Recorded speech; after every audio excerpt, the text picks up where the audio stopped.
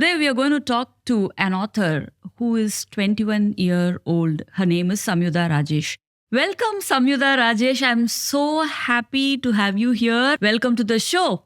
Thank you so much. It's so great to be here. And congratulations on your book, An Inside Job. I'm so curious to know what you have written in that book about, because generally the grown-ups always complain that the new generation is not good enough. They are this, they are that. We have 1,000 reasons to crib about you guys. But then you writing a book at the age of 21 is amazing. Congratulations. Thank you. That means a lot to me. I've always wanted to do this, so I'm glad that we're here and this journey is. And I want to know, what is the book all about? I'm really curious to know.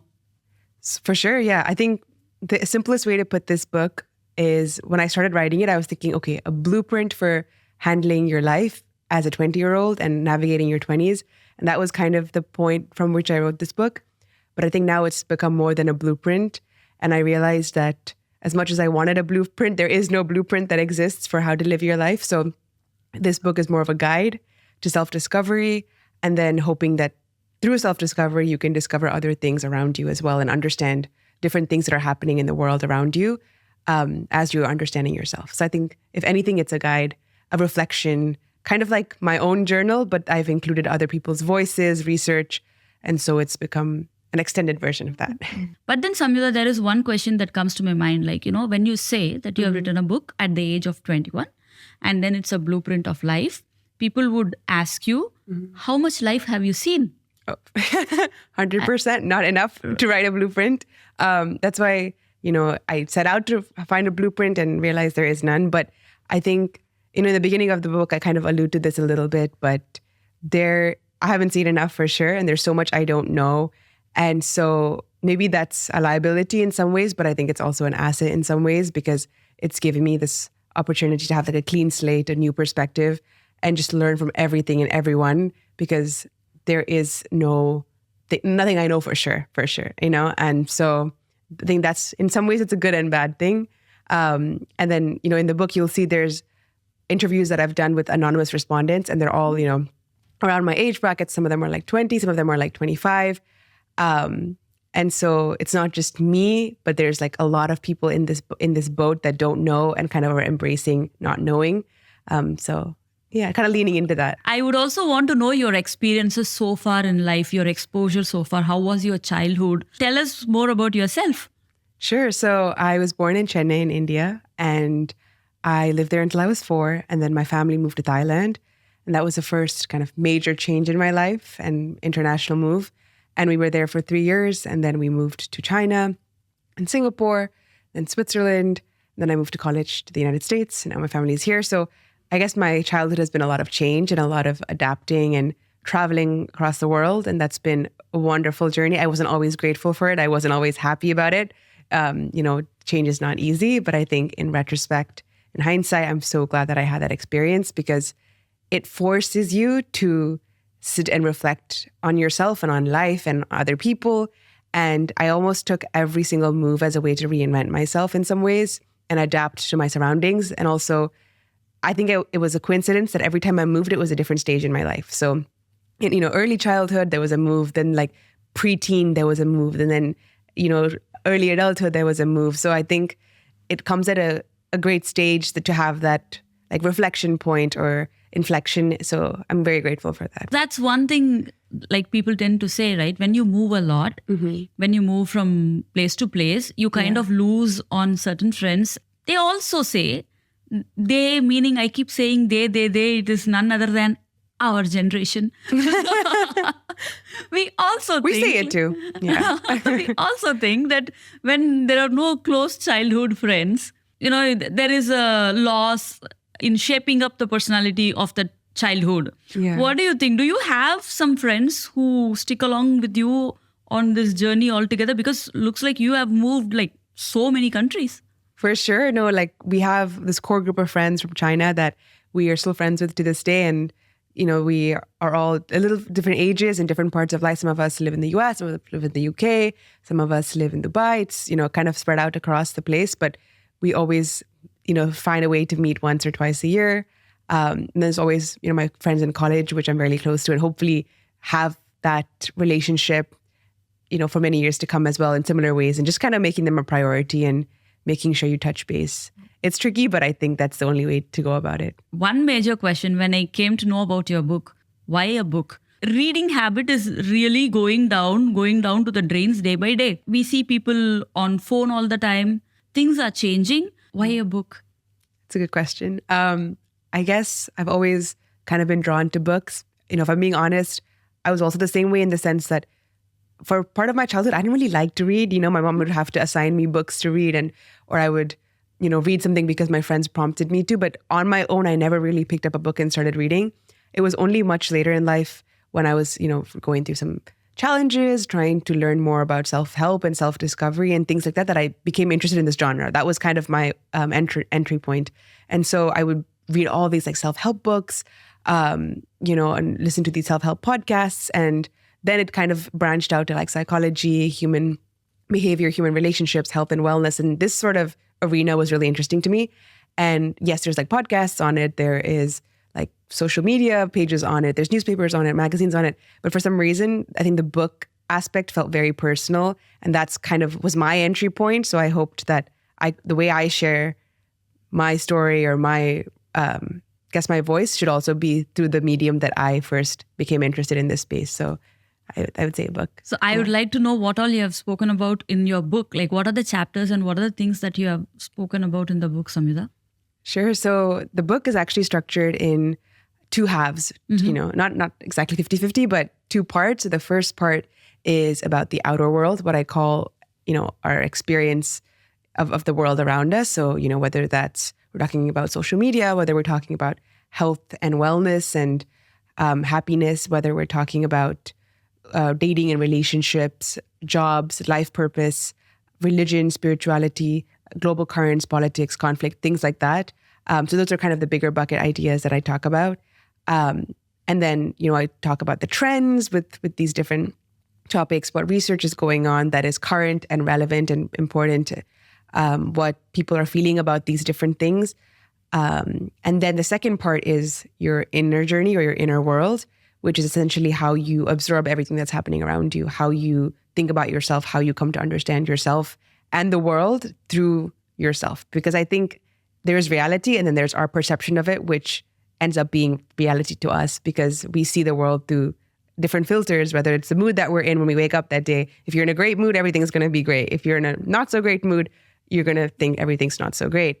That's like the most basic example. But essentially, the inner journey or the inner world, it was my favorite part of the book because I think it puts everything else in context. So that's a little different. It's more about reflection, more about questions you can ask yourself, questions that you can ask your friends, your family, maybe questions you've been asked in the past and like not really had an answer to, but you can read this part of the book and maybe figure out what it is that you really want, like what it is that you don't like, what it is that you feel attached to, what it is that you've changed or maybe stayed the same with regards to things like that. So, yeah. Wow.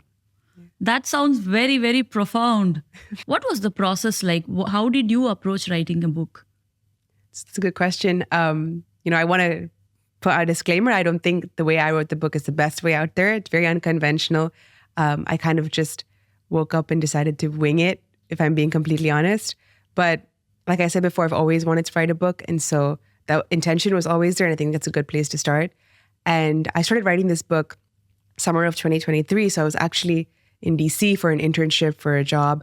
And I was taking some time to get starting, the work visa, some situations like that. So I noticed I had a lot of free time. So every day I thought, okay, what can I do? So I would just walk up, go to Georgetown, sit in a coffee shop, and I would just read or I would write like little snippets. It wasn't a book at that point. It was just snippets of ideas. I have a notes app on my phone of things that if I think about, I'll just write it, or someone will tell me something really inspiring, I'll note it down. So I have these like idea banks. And so over time, I would just compile them. And I guess this process kind of started way before even the process of writing a book. But it really came together when I decided, okay, like I'm having 3 pages done. Okay, next week I have 4 or 5 pages done. And the more I read also that informed the writing process, I would definitely say I was reading and writing tangentially. And I couldn't have done the writing without the reading. And because so many different authors have inspired me. And so I think the beginning, it was just a lot of reading and a lot of writing. and brainstorming, and there was no organization in the beginning. But then over time, when I realized, okay, it's not just my ideas, it's how am I going to convey this to other people, that I really thought, okay, it's important to have structure. It's important to have organization. It's important to understand how someone else is going to receive all these ideas. Then I started breaking it into buckets. So, okay, half the book is going to be your outer journey, your outer world. The other half, your inner journey, inner world. And within the outer journey, what are the core concepts or the core buckets I want to share? So then I broke it down into, okay, I noticed people are really concerned about the job market, for example, or people are really concerned about modern dating and dating apps and things like that. People are concerned about happiness and spirituality or social media and how it's changing their life. So yeah, getting feedback from your friends, from just observing the world around you and observing yourself and what you spend your time thinking about kind of informed me what people care about and what I cared about, and then using that to bring in more structure and organization. And then I guess the last part of the journey of the book is really learning to rewrite. And as silly as it sounds, I've heard a lot of authors say this, but you rewrite more than you write, and you edit. The editing process is the bulk of it. And that can be challenging because you, in some ways, are erasing everything that you thought was perfect, and you're opening yourself up for criticism, whether that's from yourself, rethinking something you wrote, or from other people. So it's definitely a humbling process for sure, but I think it's really important. And that's really what makes the book at the end of the day, because you make sure that whatever you put forth for someone to read at the final stage is the best work that you could have put together. And I'm sure there's things that I will read back now and think, oh, this could have been better, that could have been better, knowing myself for sure. But I think the editing journey is so important because it made sure that I was refining thoughts, I was asking questions, I was incorporating feedback, and it's changed my mind on a lot of things too. So the book, as it is now, is what you're seeing after many different iterations. Amazing. And how did you come up with the title? Interesting. That was a very challenging process because initially I was thinking something along the words blueprint, right? Because that's the mindset I was in when I started writing the book. So I thought, okay, how can it be like you're the blueprint, or is there a blueprint, something along those lines? But the more I thought about it, and as I was saying, there is really no blueprint. So I don't want the title to be misleading in any way and assume that I'm giving someone the answers, because I'm not. I'm still figuring out myself. I don't have these answers. And I think I'd be remiss to say that this book is a book of answers, because it really isn't. If anything, it's a book of questions. So that's what I was thinking about. How can I convey that? And a big part of this book is the inner part, the inner world, the inner journey.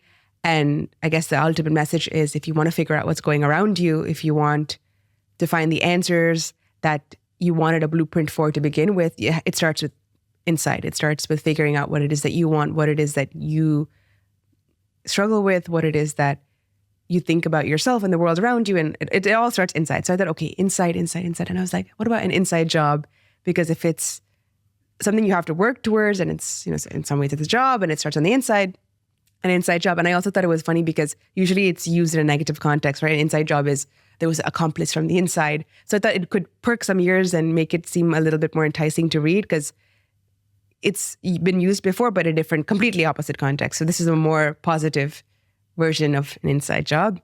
And then the subtitle is A Guide to Self-Discovery in an Ever-Changing World, because self-discovery is hard enough as it is, but it's even harder in this time, in this space, in the world that we find ourselves in, where everything is changing, from the way that we eat, the way that we pray, the way that we think about life, social media, technology. And so it's even more hard to figure out what's going on inside of you when everything around you is changing. So I really wanted to highlight that and say, to people who are my age, and also not my age, but especially people who are my age, like, I hear you, I see you, I know it's really challenging. Like, we got this though, we can do this together. So now I'm curious, what are those challenges? Yeah. What are those challenges that people of your age come across? For elders, I know there are challenges like paying EMIs and then getting a good job, getting a promotion, having a bank balance, your vehicle, this, that. We tend to, focus a lot on material things as you grow up and give up on all these tiny little happiness in life. But what are the challenges that you guys face in life? Yeah. I mean, I definitely can't speak for each and every person. I'm sure they have their own challenges and their own life story. But I think as a collective, if I had to really pin it down, at least in my eyes, I think people in our early 20s maybe even early 30s, we really struggle with coping with uncertainty, which there is so much of. And again, I'm sure it doesn't end at any point in your life, but especially in your early 20s where everything is uncertain, it can be very overwhelming. And also so external uncertainty and then this pervading sense of internal insufficiency. And, that's not a novel concept. I think people have always felt, oh, I'm not good enough, or there must be more, or I'm not doing enough, or this isn't enough. But I think with social media, that's been amplified. And no one is immune to that, not anyone in their 20s, not anyone in their 50s. But I think coupled with the uncertainty we feel at this stage where we don't feel like we have anything figured out, and then we think everyone else around us has everything figured out, it can be a very horrible combination. And, I think people in our 20s, we really struggle with it, myself included. And I say in the book, and I really mean this, but the only thing worse than going through all these challenges is feeling like you were going through it alone. And so if this book can offer you anything, I hope it's relief that you're not in this alone, no matter how old you are. Amazing. And while you were explaining the process of writing, I heard a lot of reading that was happening by the side, right? Mm-hmm. As I told you, the habit of reading is just fading off. That's what I see. And it's so sad to see bookstores having very little people inside, right? Mm-hmm. So how important was reading in your life and how did it help you? Immensely. I always wish I could read more than I do. It's always on my New Year's resolution list, my bucket list. And also, I will say reading a physical book, because I have read books online before, but it just hits different when it's a physical book. But like I said, a lot of my writing and a lot of my thinking was informed by books that I've read or people that I've talked to. And all comes down to you're kind of in your head about life and you see things one way and you think about things one way, and then someone comes along or a book comes along and you just read one sentence or you just hear one thing and it completely changes the way you see things. And I think that's so powerful. And that's why I love reading. That's why I love talking to people or podcasts or whatever. But I would definitely be remiss not to shout out 3 really big books that I read this summer, which I think really informed my writing because I was reading as I was writing. So I read Inner Engineering by Sadhguru this past summer. And I read How to Know a Person by David Brooks.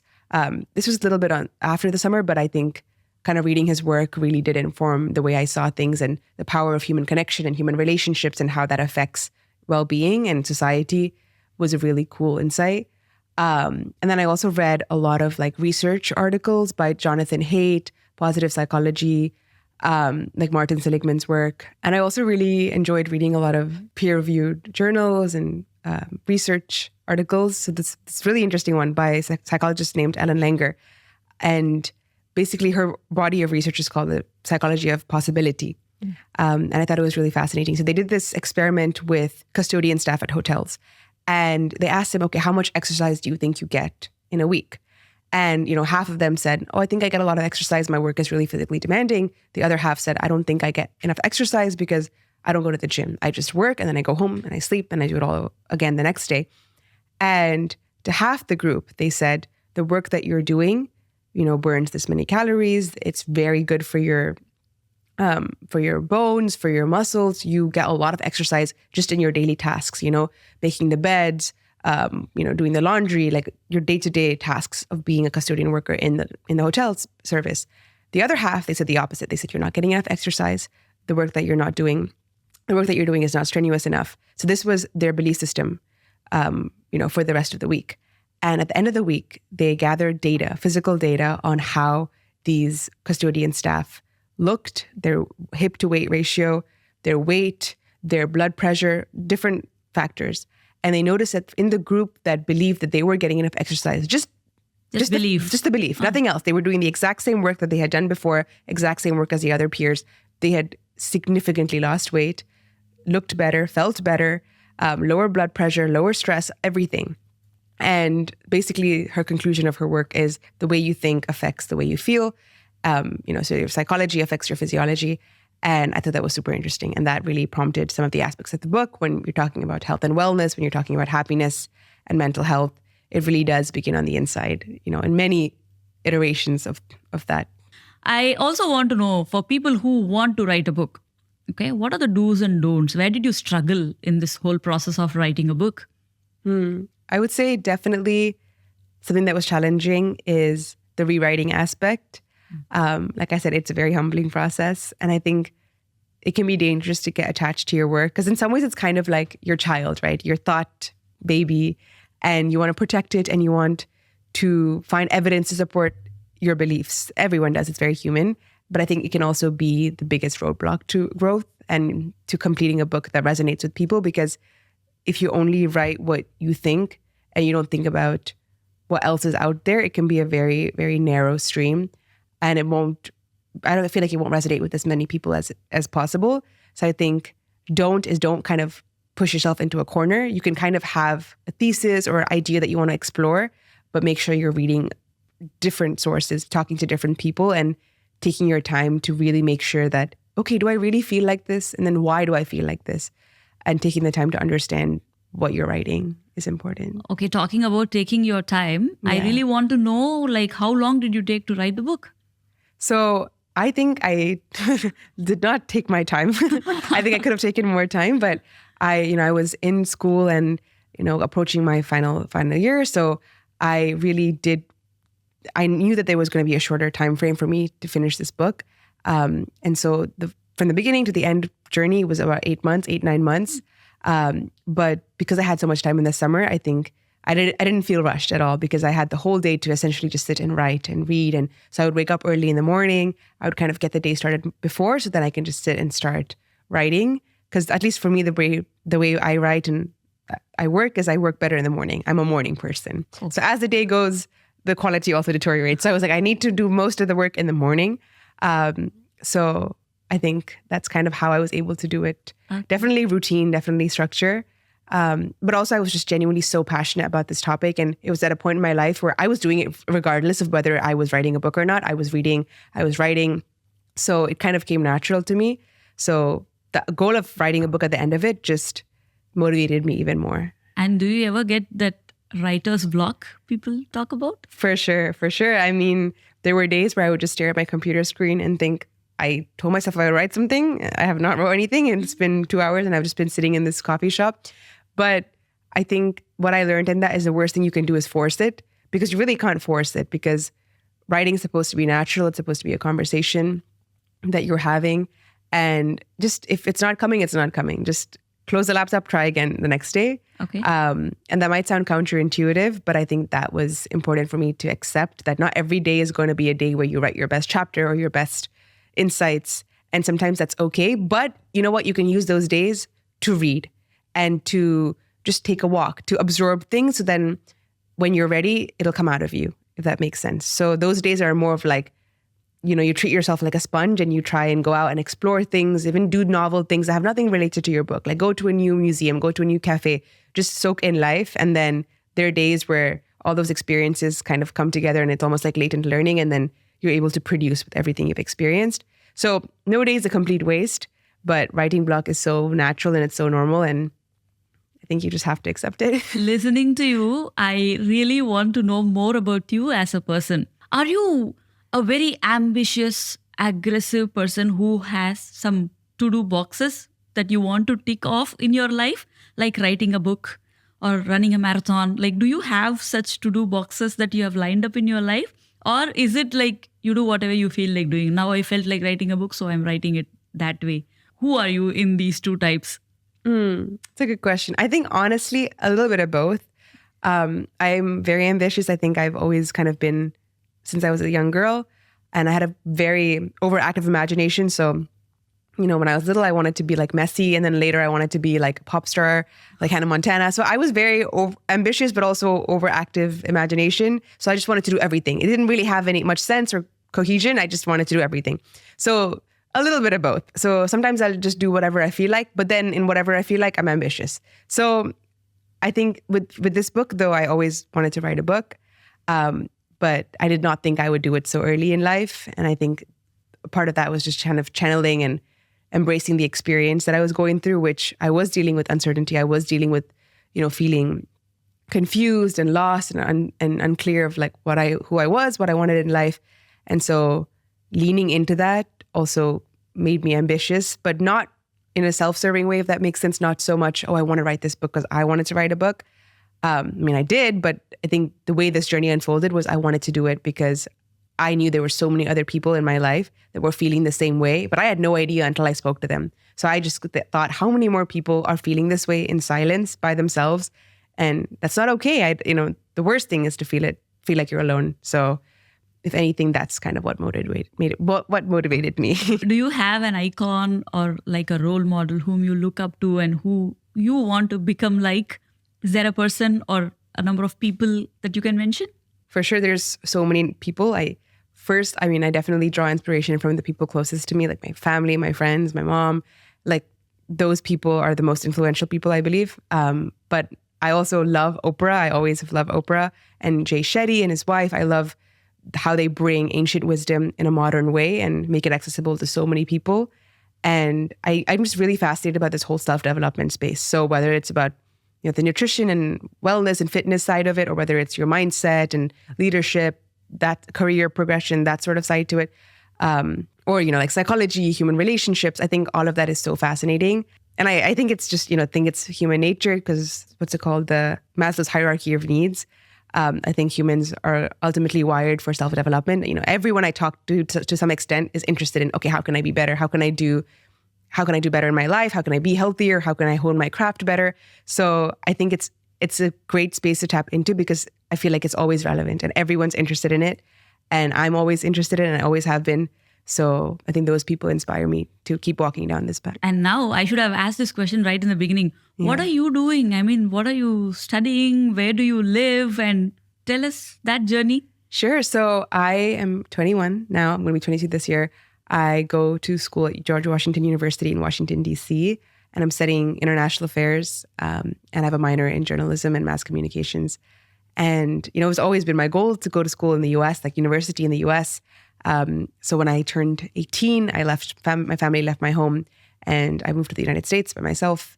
And that was a really cool journey, and it's still a cool journey, and definitely not an easy journey. It's been challenging, many ups and downs, but it's taught me so much about myself and really created avenues for self-reflection and discovery. And I met some incredible people that I'm so grateful for.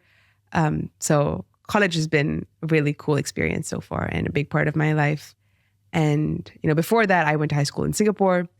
So I lived 5-6 years in Singapore. So a big chunk of my life experience is also from Singapore. From that, yeah. Awesome. And how can we buy your book? So you can order my book on Amazon. There's different links. If you look at my social media, you can get access to the links, but you can find me on social media at Samyudha Rajesh. That's SAMYUDHA RAJESH. And then you can find the links to Amazon. There is like an international link and also for the US. And then there is an India link. But you can get an ebook or you can get the physical copy. And I'm also hopefully trying to make an audiobook version. So, while you're cooking or while you're walking, you can listen to it as well. Thank you so much for being here and talking to me. I see you as a girl with a lot of dreams. And I hope they transform into beautiful vision and you become a visionary right in front of my eyes. You have to become that. And may the universe bless you with everything that you wish for. Thank you so much. Thank you so much. It was so wonderful to be here and I'm so grateful.